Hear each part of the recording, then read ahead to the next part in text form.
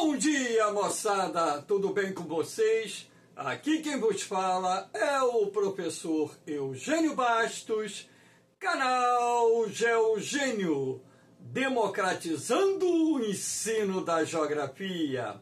Moçada, vamos fortalecer o canal, se inscrevam no canal, dê aquele like, compartilhe o vídeo e ajude o professor Eugênio Bastos a democratizar o ensino da geografia. Moçada, hoje é dia 15 de outubro de 2023. Eu vou dedicar essa aula a todos os professores pela data comemorativa do dia de hoje, o Dia dos Mestres, o Dia dos Professores.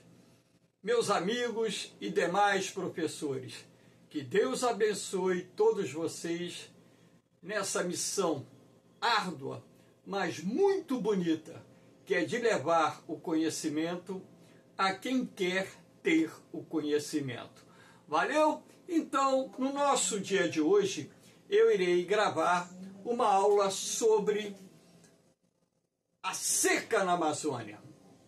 Então, eu já gravei uma aula em que priorizei analisar as causas da seca que está atingindo a Amazônia, que é considerada a mais intensa seca dos últimos 40 anos.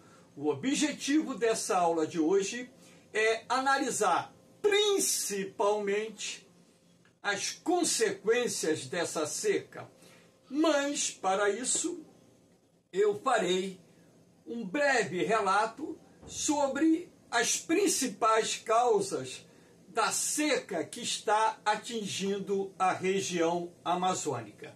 Mas, como eu disse, a prioridade é abordar as consequências dessa seca, que são várias. Então, para iniciar o nosso encontro, nada melhor do que esse mapa, que inclusive foi publicado agora no mês de outubro, mostrando a vocês as áreas que estão sendo mais afetadas pela seca. Então, nessa cor vermelha, nós temos seca extrema. E na cor mais escura, seca excepcional.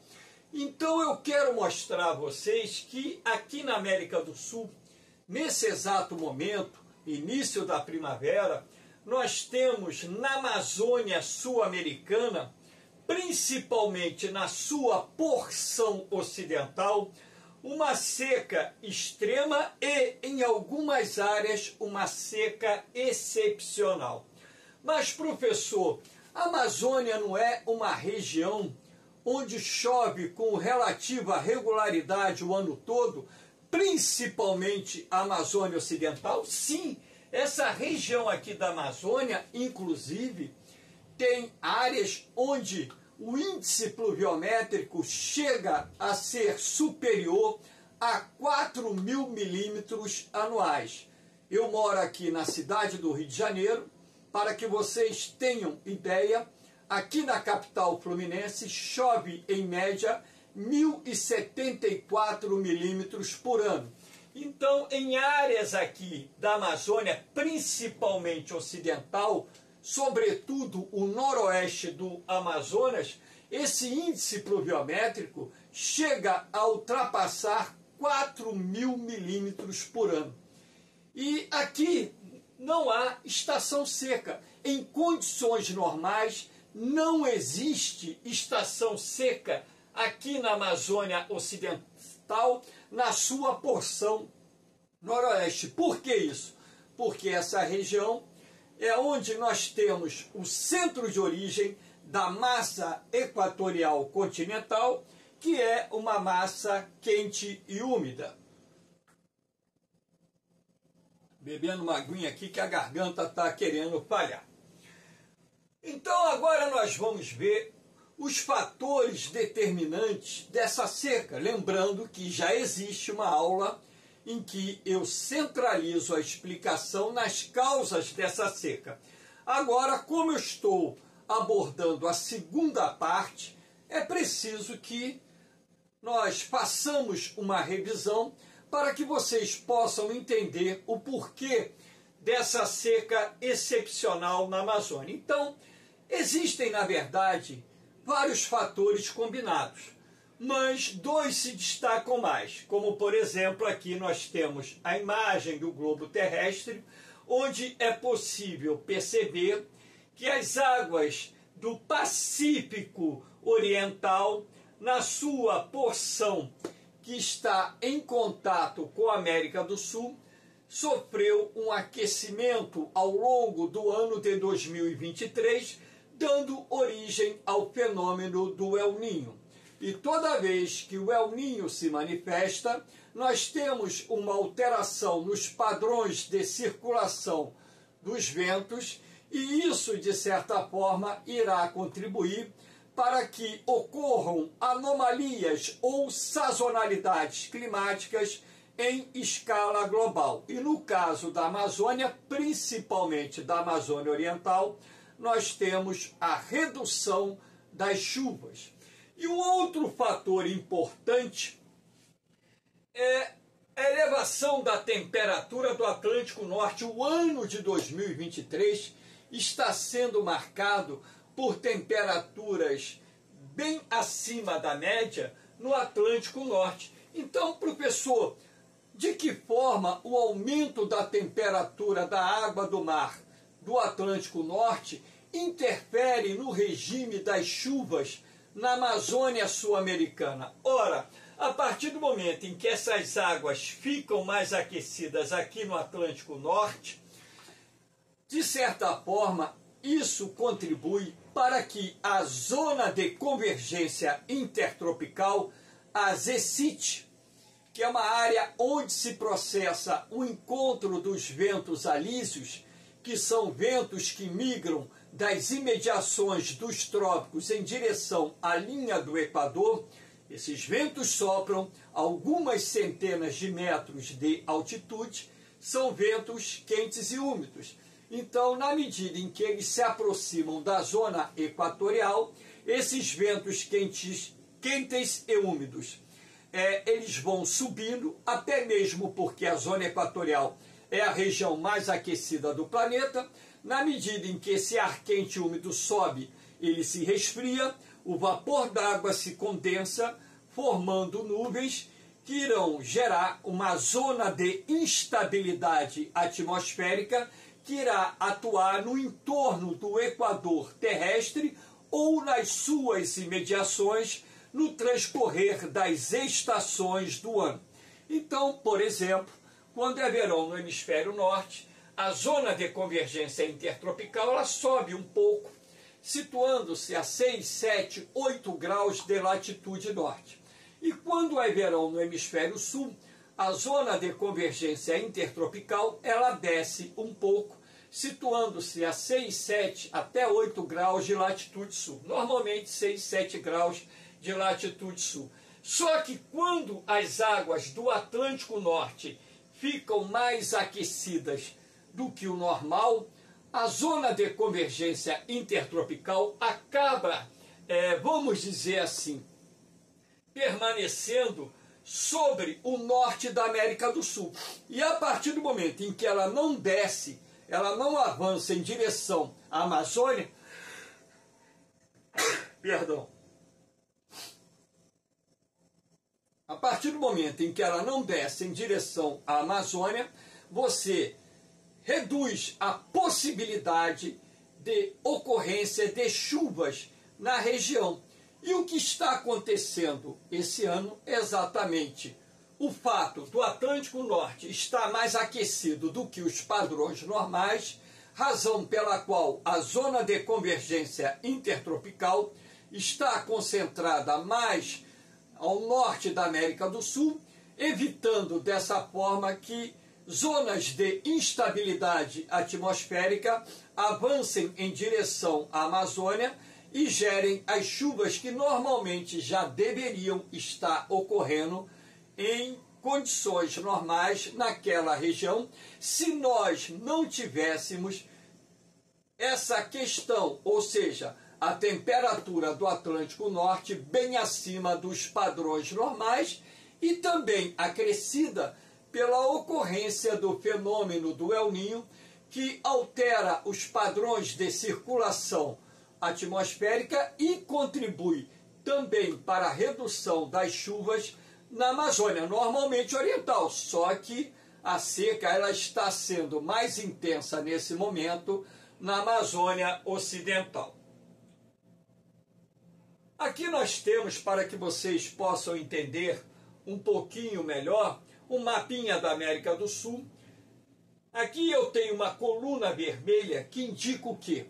A subida do ar quente. Lembrando que as águas do Pacífico Oriental estão mais aquecidas em função da formação do El Niño. Então aqui no Pacífico Oriental você tem as correntes ascendentes de ar quente e úmido, que na medida que sobem, elas se resfriam, o vapor d'água se condensa, formando nuvens de chuva que geram grandes precipitações no Pacífico Oriental e nas vertentes da Cordilheira dos Andes, voltadas para o Oceano Pacífico.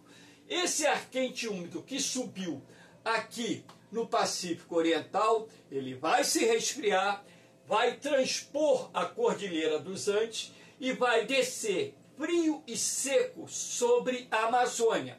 Claro que esse ar frio e seco não chega na superfície, mas vai comprimir o ar quente que está sobre a Amazônia, lembrando que essa região é cortada pela linha do Equador, dando origem à cúpula de calor ou domo de calor, ou seja, a compressão do ar quente impede a formação de nuvens de chuva ou simplesmente reduz o processo de formação de nuvens de chuva, reduzindo dessa forma o índice pluviométrico na Amazônia. Então esse ar frio e seco, ele vai exercer um movimento de subsidência sobre a Amazônia, inibindo a formação de nuvens de chuva, sendo esse também um dos fatores responsáveis pela queda do índice pluviométrico, ou seja, a redução das chuvas na Amazônia no ano de 2023. Isso acontece toda vez que o fenômeno do El Niño se manifesta. Como esse ano nós temos um El Niño forte, com tendência de se transformar num super El Niño, as consequências do fenômeno serão mais sentidas nesse ano.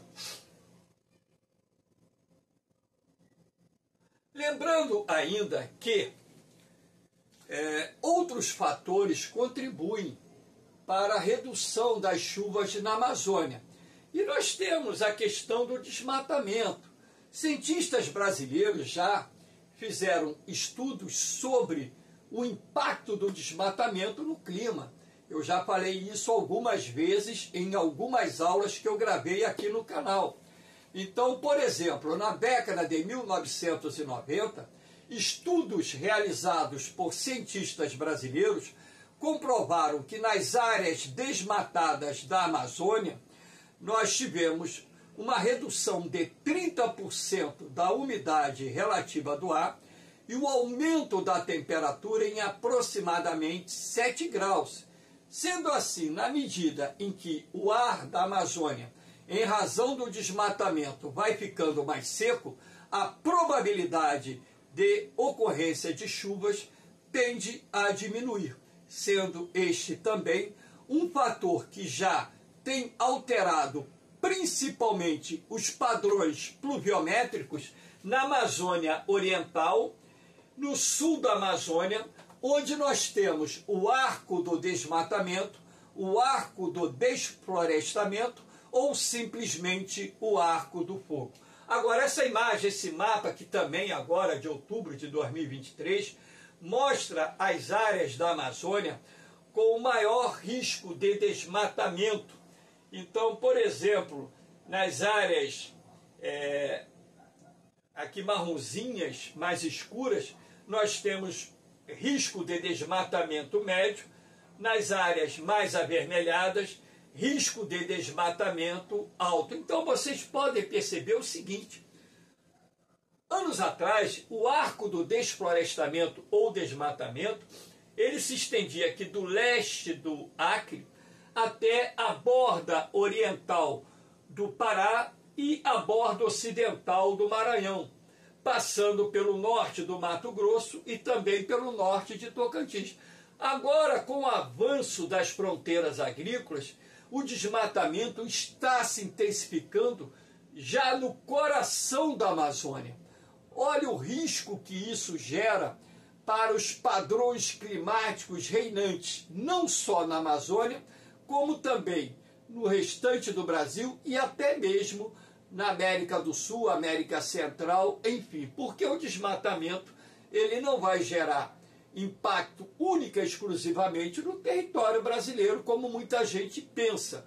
Isso, de certa forma, contribui para mudanças climáticas em escala global, juntamente com outros fatores que, direta e indiretamente, estão contribuindo não só para o aquecimento global, assim como para as mudanças climáticas em curso no nosso planeta. Aqui nós temos a seca na Amazônia contribui para o avanço das queimadas. Esse ano de 2023 é possível que se quebre o recorde de queimadas na Amazônia. Por quê? O clima está mais seco do que os padrões normais. Então, como você pode observar nesse mapa, que inclusive também é agora de outubro de 2023, olha os focos de queimadas na Amazônia Oriental e algo chama muita atenção, que é essa linha de queimadas que acompanha as margens do rio Amazonas. E você percebe também focos de queimada na borda sul da Amazônia e aqui no nordeste do estado de Roraima. Então, o que nós estamos percebendo é um padrão de desmatamento que tem a contribuição das queimadas, porque quando se fala em desmatamento na Amazônia, não é só fruto da extração madeireira.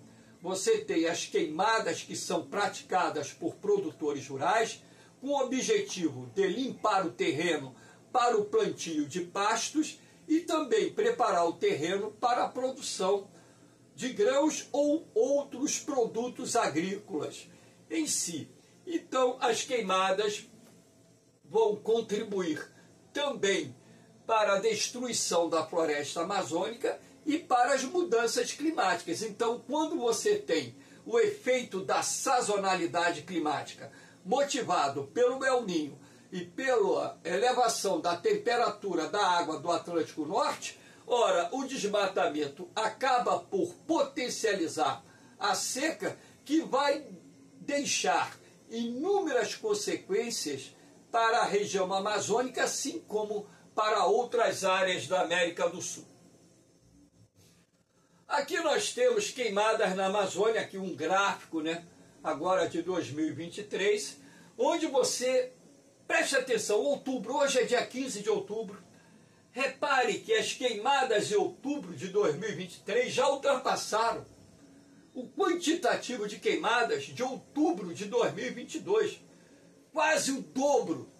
Então nós vamos fechar o mês de outubro, se, claro, manter essa tendência, com cerca de 3 vezes ou mais o quantitativo de queimadas que foram realizadas em outubro de 2022. Então isso nos chama muita atenção, porque existe um padrão e é necessário que as autoridades, não só o governo federal através do IBAMA e demais órgãos de fiscalização ambiental, assim como os governos estaduais, atuem para coibir esse desmatamento ilegal, essas queimadas criminosas que estão sendo feitas por produtores rurais na região. Aqui nós temos um dos efeitos das queimadas, a cidade de Manaus. Repare a nuvem de fumaça que recobre a cidade de Manaus. Isso aqui é o smog, os ingleses chamam de smog, névoa, de fumaça a baixa altitude. Então, muitas cidades da Amazônia estão enfrentando esse problema referente às nuvens de fumaça que recobrem essas cidades e até mesmo as áreas rurais. Isso prejudica principalmente os portadores de doenças respiratórias, sobrecarregando os hospitais, postos de saúde. Lembrando que na Amazônia você tem uma carência muito grande de hospitais e postos de saúde. E não é todo mundo que tem dinheiro para pagar um hospital privado ou para pagar uma clínica privada para ter atendimento quando está sofrendo uma crise respiratória. Principalmente as pessoas que sofrem de bronquite, pessoas que sofrem de asma e outras doenças respiratórias têm o seu quadro clínico agravado em função da concentração de poluição a baixa altitude. Aqui nós temos uma outra consequência dessas queimadas, a chuva negra. Repare a tonalidade da água que está nessa caixa. Então a chuva negra ela ocorre por quê? Porque quando você tem a queimada, há um lançamento de uma enorme quantidade de fuligem para a atmosfera e, consequentemente, a fuligem, juntamente com outras partículas sólidas que estão em suspensão na atmosfera, elas acabam contribuindo, de certa forma, para a formação dos núcleos de condensação do vapor d'água, que darão origem às gotinhas de chuva que irão precipitar quando as nuvens atingirem o chamado ponto de saturação. Só que essas gotas de chuva trazem consigo essas partículas que estão em suspensão na atmosfera, e isso faz com que ocorra a chamada chuva negra, que ao se acumular vai dar essa tonalidade à água, a água escurecida pela grande quantidade de partículas que as gotas de chuva trouxeram de volta para a superfície. E essas partículas, inclusive, com forte contribuição de minúsculos fragmentos de cinzas derivadas das queimadas que estão ocorrendo na floresta amazônica. Uma outra consequência é a seca dos rios, lagoas da Amazônia. Aqui nós temos o Lago Tefé, que fica, logicamente, ao lado do rio Tefé, que está aqui, ó. O Lago Tefé, ele secou agora, recentemente, em função dessa seca. Assim como o Lago Tefé, outras lagoas, outros rios da Amazônia secaram ou estão com níveis de água, com uma vazão de água muito baixa, fruto da redução do quantitativo de chuvas na Amazônia sul-americana. Aqui nós temos a seca extrema comprometeu a vazão de vários rios amazônicos. Olha que imagem! Um grande rio Amazônia, existente da Amazônia, perdão, com uma vazão de água muito pequena, uma cena que não se via há muito tempo na Amazônia.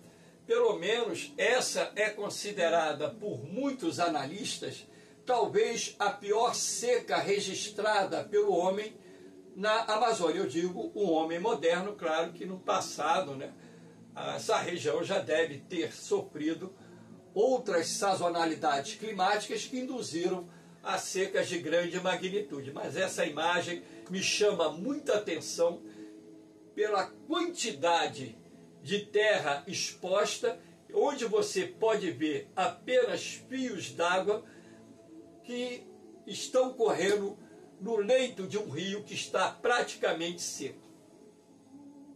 E o mesmo acontecendo aqui do lado com os igarapés. A seca histórica na Amazônia compromete o transporte fluvial. Aqui você pode perceber a embarcação encalhada no banco de areia. Quer dizer, o rio recuou. E não houve tempo hábil para que essa embarcação saísse desse local. Agora vai permanecer aí durante algum tempo. Repare que tem caminhões transportando madeira que estão aqui nessa balsa, que vão ter que esperar o nível das águas subir nos próximos meses para que eles possam sair daí.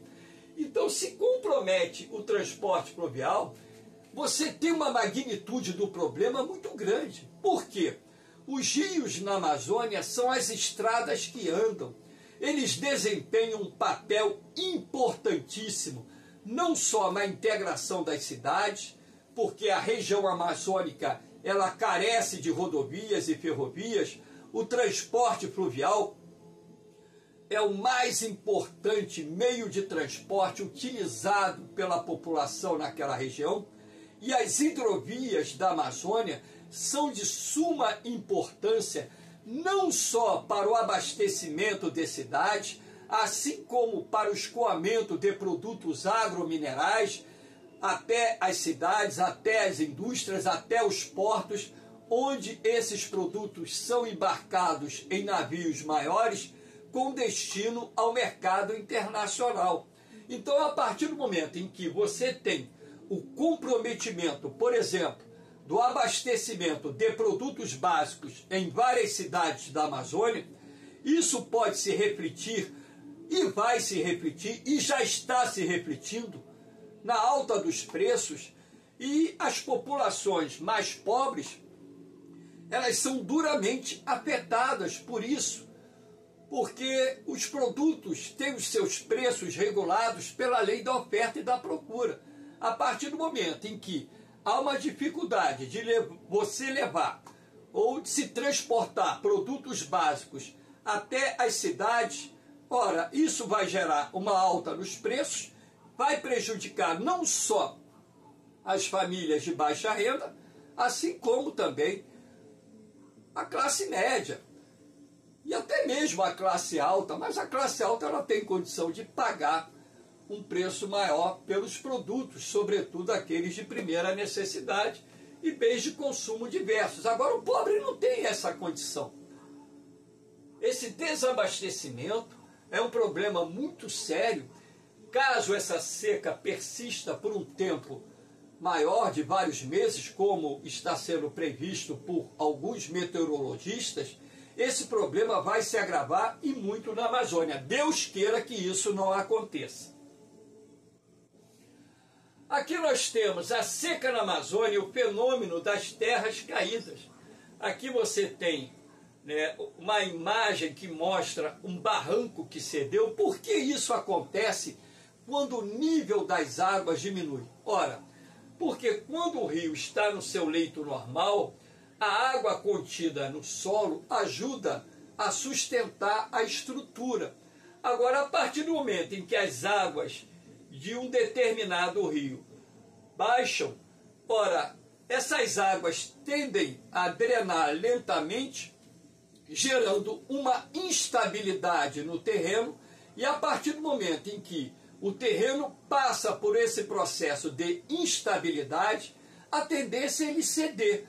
Quando ele cede, você tem o deslocamento da terra, inclusive com deslizamentos, que geram esse fenômeno chamado na região de terras caídas. Inclusive isso no passado, até décadas atrás, década de 1980, por exemplo, era muito citado em questão de prova, em questão de concurso. Os jovens de hoje já não sabem o que significa terra caída, agora estão sabendo, né? Então aqui você tem essa imagem, repare, que essa é uma imagem aérea, então você pode perceber a extensão da área que cedeu por causa do deslocamento da terra, que é fruto da redução do nível do rio. Aqui nós temos a seca e a mortandade de peixes. Ora, milhões de toneladas de peixes estão morrendo em função do baixo nível das águas de vários rios na Amazônia. Isso não só gera um impacto ambiental, porque, de certa forma, afeta toda uma complexa cadeia alimentar, assim como afeta as comunidades ribeirinhas que tiram dos rios a proteína animal que alimenta as suas famílias, e também muitos moradores ribeirinhos vendem os peixes para os mercados. A partir do momento em que você tem a seca atingindo vários rios da Amazônia, reduzindo assim a capacidade, o potencial pesqueiro, isso gera prejuízos enormes, não só para os pescadores, colônias de pescadores, a indústria da pesca, a economia regional, assim como a população ribeirinha, que tira boa parte da proteína animal que consome dos rios e lagoas existentes na Amazônia. Aqui nós temos seca histórica paralisa a geração de energia na usina de Santo Antônio, Rio Madeira, que é a quarta maior usina hidrelétrica totalmente brasileira. Aqui nós temos a imagem da usina de Santo Antônio. Em razão da queda da vazão do Rio Madeira, a geração de energia na quarta maior usina hidrelétrica brasileira foi interrompida. Não se tem falado da usina de Belo Monte, que é uma das maiores usinas hidrelétricas localizada lá no Rio Xingu, no Pará, que também está com uma vazão muito baixa. E lembrando que a usina de Belo Monte é uma usina a fio d'água, ela não tem um reservatório muito grande. Então a geração de energia em Belo Monte também foi muito comprometida em razão da queda do nível da água do Rio Xingu, que atingiu um patamar muito baixo. Vários rios da Amazônia, não só rios da margem direita, assim como rios da margem esquerda, estão com uma vazão muito baixa, prejudicando não só o transporte fluvial, assim como aqueles que possuem usinas hidrelétricas, também comprometendo a geração de eletricidade. Inclusive já se pensou até, eu li agora recentemente, alguns dias atrás, pessoas vinculadas à Agência Nacional de Energia Elétrica, falando em religar as usinas termoelétricas, cujo custo de geração é bem maior do que o custo de geração das usinas hidrelétricas. Isso, claro, alguém vai pagar a conta, e quem vai pagar a conta é você, sou eu, os consumidores de uma forma geral. Aqui nós temos seca na Amazônia causa desabastecimento de cidades e afeta o turismo também. Não é só o desabastecimento de cidades. A Amazônia se transformou num polo de turismo importantíssimo. Aquela região recebe não só turistas do Brasil, como de várias partes do mundo. Porque a Amazônia é um dos últimos santuários naturais que existem no planeta. E a sua biodiversidade, a sua beleza natural atrai muitos turistas. E hoje você tem o chamado turismo ecológico como uma das principais fontes de renda da Amazônia. Então, a partir do momento em que você tem uma grave seca que afeta a vazão dos rios amazônicos, consequentemente, isso não só gera prejuízos em vários segmentos da economia, como também o turismo. Agora, a partir do momento que a região passa a receber uma quantidade menor de turistas, isso afeta a rede hoteleira, afeta os hotéis fazendas, afeta as pousadas, afeta o comércio, afeta um conjunto enorme de atividades que direta e indiretamente estão vinculadas ao turismo, inclusive se repercutindo ao final na arrecadação de impostos através dos municípios e estados da Amazônia. Agora nós temos um relativo alento. Essa imagem de ontem, do dia 14 de outubro, onde é possível perceber a presença de núcleos de chuva, sobretudo aqui na Amazônia Oriental, aqui no leste do Pará, no Maranhão, no Tocantins, no norte do Mato Grosso. Mas como a Amazônia Ocidental tem sido a área mais castigada pela seca, eu reparei que ao longo dessa semana começou a aumentar a incidência de formação de núcleos de chuva na região. Isso pode ser um alento? Claro que pode. Agora, é preciso que haja uma recorrência de formação desses núcleos de chuva para que, progressivamente, os rios possam recuperar parte da sua vazão até atingirem a vazão normal para essa época do ano. Então, eu irei acompanhar nos próximos dias, nas próximas semanas, né, essa sequência de previsão, as imagens de satélite que me permitem também observar o comportamento atmosférico na Amazônia, se nós teremos, né, o retorno das chuvas dentro de um padrão normal ou próximo do normal. Agora, repare que em parte da Amazônia setentrional oriental, praticamente não tivemos a formação de núcleos de chuva. Essa imagem foi obtida ontem por volta das 17 horas. Aqui nós temos uma outra imagem, essa parte colorida aqui, os pontos da Amazônia em que o radar meteorológico da Weather Channel registrava a chuva às 17 horas na Amazônia. Então você pode observar que nas proximidades de Manaus tínhamos núcleos de chuva às 17 horas, na Amazônia Ocidental, formação de núcleos de chuva também. Essas cores laranja avermelhada são os pontos em que as chuvas estão atingindo, vamos dizer, maior intensidade, ou seja, maior índice pluviométrico.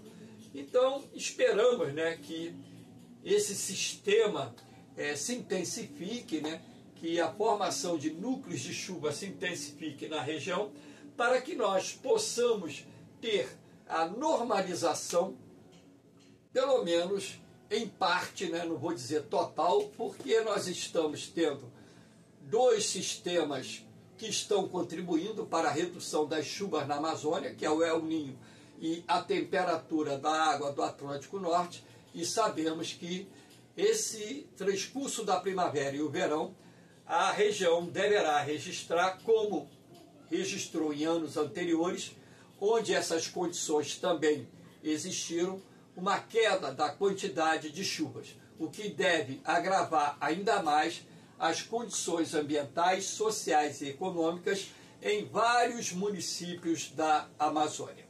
Moçada, espero que vocês tenham gostado do nosso encontro de hoje. Parabéns a todos os professores, aqueles que labutam diariamente, procurando levar o conhecimento não só a jovens, assim como adultos. Moçada, ajuda aí o nosso canal, ajuda a fortalecer o canal, dê aquele like, deixe o seu comentário. Toda vez que você comenta, o YouTube coloca o vídeo em evidência e mais pessoas vão conhecer o canal. Indique o canal para os seus amigos, compartilhe nas suas redes sociais, porque o canal Geogênio, ele foi criado para democratizar o ensino da geografia. Não é uma plataforma paga, é 0800, tem ajudado muitos jovens e adultos a se prepararem para os concursos. E a única coisa que eu peço em troca é que ajude a fortalecer o canal através da sua indicação, do seu compartilhamento, do seu comentário, porque o canal Geogênio daqui a pouco estará atingindo a impressionante marca de 500 aulas gravadas. Eu estou falando de aulas, não estou falando de outros vídeos, somente aulas. Valeu, moçada! No mais, um beijão no coração de vocês, um forte abraço, fiquem com Deus, eu vou, mas eu vou!